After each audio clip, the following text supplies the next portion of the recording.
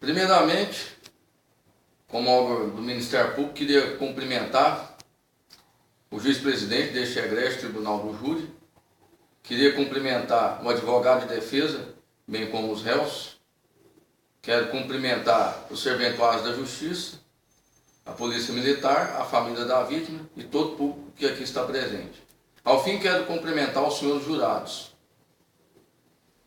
Quero ressaltar que os senhores hoje estão exercendo a função de juiz de fato, conforme competência prevista no artigo 5º, inciso 38 da Constituição Federal, que assegura soberania dos veredictos, sigilo das votações, a plenitude da defesa e a competência para o julgamento dos crimes dolosos contra a vida. Ou seja, os senhores têm competência para julgar os crimes intencionais, tais como homicídio, infanticídio, aborto e participação em suicídio. Conforme as lições do promotor de justiça Roberto Lira, o júri não se trata de instituição de caridade, mas sim de justiça. Não enxuga as lágrimas do réu ou da família da vítima, mas sim do sangue derramado da sociedade.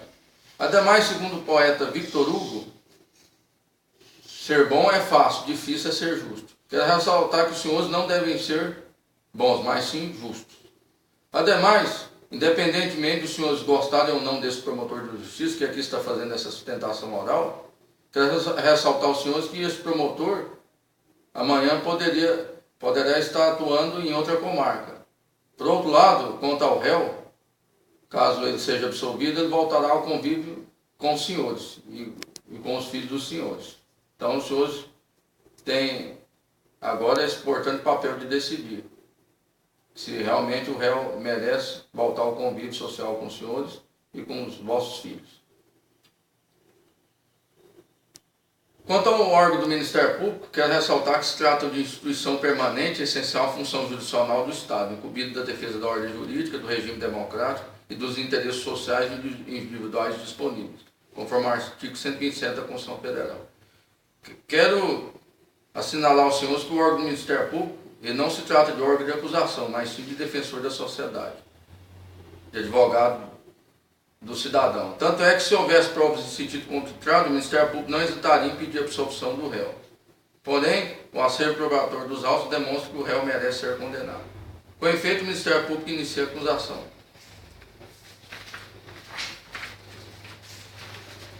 Consta dos autos que no dia 24/6/2014, por volta das 20 horas, na via pública Alameda Aeroporto, quadra 22, lote 3, setor Jardim Guanabara, Goiânia, Leomar Mariano Galberto, vulgo Leomarzinho, mediante recurso que impossibilitou a defesa da vítima, matou o Pablo Eduardo Soares Costa, desferindo-lhe facadas, atingindo nas costas e no coração, lesões essas que foram causa eficiente de sua morte, conforme o laudo de exame cadavérico, as folhas 38 a 43.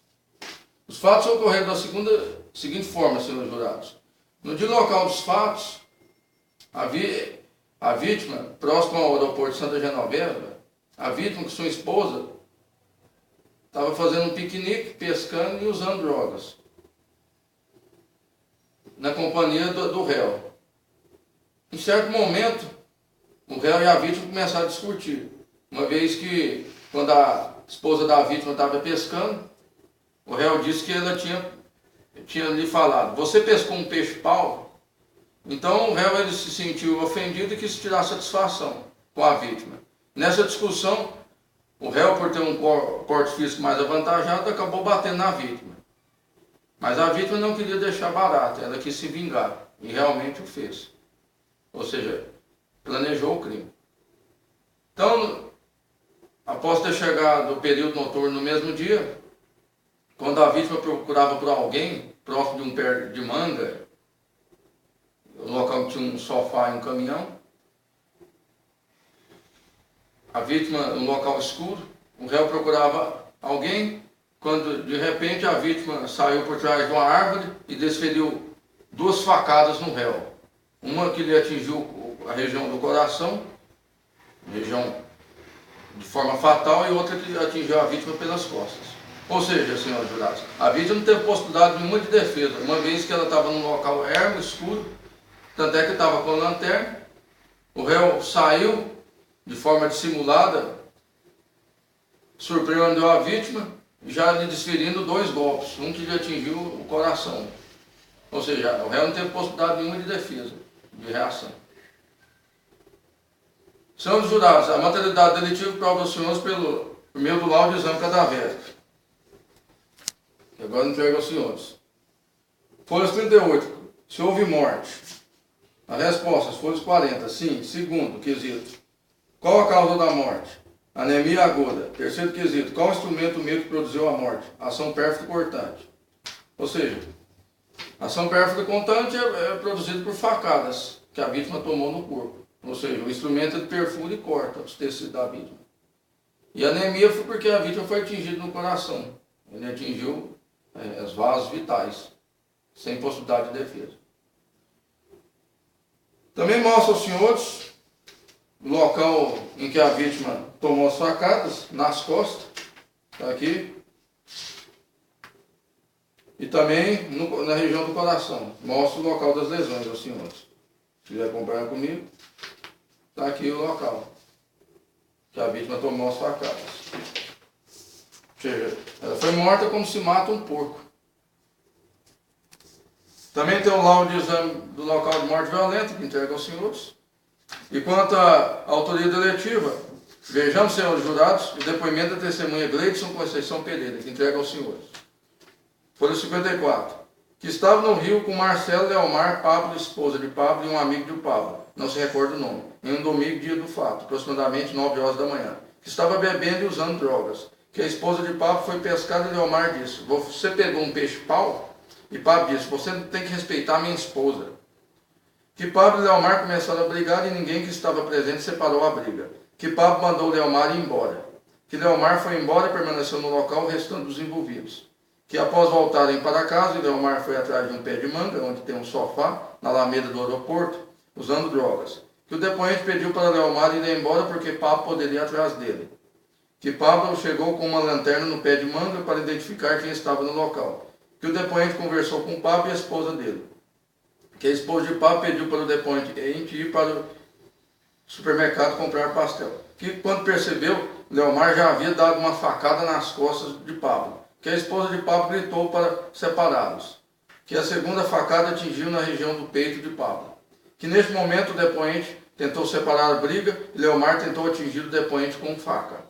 Que Pablo conseguiu jogar uma cadeira em Leomar. Que ninguém ajudou a segurar Pablo, e na primeira facada que recebeu já perdeu as forças. Que a esposa de Pablo estava durante todo o fato próximo ao seu marido e apenas gritou socorro. Que Pablo estava fechando um cigarro de maconha quando foi atingido. Ou seja, o depoimento dessa testemunha ocular mostra realmente como foi o desenrolar dos fatos. A vítima foi surpreendida à noite. O réu saiu atrás de pedra de manga e desferiu um golpe fatal no peito. Ou seja, a vítima já não teve possibilidade nenhuma de defesa, uma vez que ela perdeu as forças. Ou seja, o réu lhe desferiu um golpe no peito e o outro nas costas. Agora o depoimento da testemunha Elisângela Rodrigues do Nascimento, folhas 29, se o senhor quiser acompanhar comigo a leitura. Estava na companhia do Pablo, quando ele foi morto no dia 24 de 6 de 2014, por volta das 19h45, que faziam a pé o caminho para ele na casa da mãe dele, quando ele parou para cumprimentar os 2 colegas na rua. Enquanto falava, um rapaz saiu de trás da árvore e atingiu o Pablo com uma facada no peito. Depois outras nas costas. Que o rapaz que desferiu as facadas no Pablo foi o mesmo com o qual ele se envolveu em briga mais cedo, nas margens do córrego que fica atrás do exército, conhecido pela alcunha de Leomarzinho. Que por volta das 16 horas, o depoente estava na companhia do Pablo, nesse córrego, local em que é utilizado para diversão e também uso de drogas. Estavam assando carne quando esse Leomarzinho começou a mexer e procurar por encrenca, sendo que esse rapaz estava visivelmente alterado pelo uso de crack. Que Pablo e Leomarzinho entraram em vias de fato, e embora tivesse o mesmo porte físico, Pablo era mais alto, e acabou batendo no Leomarzinho, e depois de separados, esse foi embora e saiu sem falar. Depoimento dessa testemunha, ou seja, a esposa da vítima, comprova também como foi o desfecho dos crimes. A vítima foi surpreendida à noite no pé de manga com a facada no peito, que lhe atingiu o coração, e outro pelas costas, e também conta a motivação do crime. Uma vez que a vítima e o réu haviam brigado antes por ter o réu mexido com a esposa da vítima, tratando-a com falta de despesa, dizendo que ela deveria ter pescado um peixe-pau. Quando a tese da defesa, que alega em seu interrogatório, que alega legítima defesa, senhores jurados, quero ressaltar que o réu tem o direito de exercer a autodefesa, e até mesmo em mentir em juízo, conforme o próprio artigo 5º da Constituição Federal. Porém, trata-se de versão isolada dos fatos, uma vez que não houve agressão injusta da vítima atual iminente que justificasse a reação homicida do réu, uma vez que eles tinham havido brigado horas antes do momento dos fatos. Ou seja, no momento dos fatos, a vítima foi surpreendida já com a facada no peito e nas costas, ou seja, a vítima não teve possibilidade nenhuma de defesa. Então, nesse caso, não cabe a excludente disso tudo previsto no artigo 23 do Código Penal, uma vez que não houve agressão injusta da vítima que justificasse a reação homicida do réu. Quanto à tese de ausência de autoria, alegada pelo réu, a mesma também resta afastada, uma vez que as provas que eu demonstrei aos senhores comprovam que o réu realmente foi o autor do crime praticado. Senhores jurados, quanto aos quesitos, primeiro será perguntado aos senhores quanto à materialidade, se no dia e local dos fatos a vítima foi atingida por facadas no coração e nas costas. O senhor deve responder sim, e se essas lesões foram causa eficiente da morte da vítima, o senhor deve responder sim, conforme o laudo de exame cadavérico que eu apresentei aos senhores. Quanto ao quesito autoria delitiva, se o Leomar foi o autor das facadas desferidas contra a vítima, o senhor deve responder sim. Quanto ao quesito genético, o jurado absolve o réu, o senhor deve responder não, uma vez que restou afastado a tese de legítima defesa e de ausência de autoria, já que não houve agressão injusta da vítima no momento dos fatos, que justificasse a reação homicida do réu. Quanto à qualificadora, se o crime foi praticado mediante recurso que impossibilitou a defesa da vítima, o senhor deve responder sim, uma vez que a vítima, o réu de tocaia, atacou a vítima com facada certeira no coração, ou seja, a vítima realmente não teve possibilidade de defesa.